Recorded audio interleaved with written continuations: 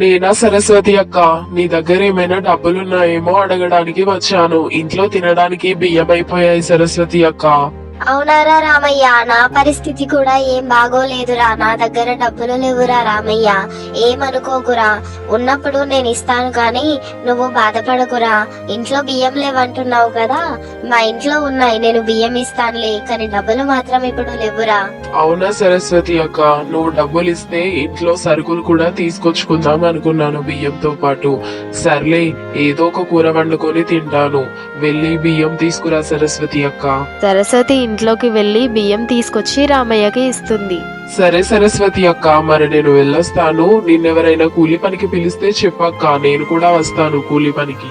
అలాగేరా రామయ్య, నిన్ను కూడా ఎవరైనా కూలి పనికి పిలిస్తే సరస్వతి అక్క కూడా కూలి పనికి వస్తుంది అని నా పేరు చెప్పు, సరేనా? నేను కూడా నీతో పాటుగా కూలి పనికి వస్తానురా రామయ్య.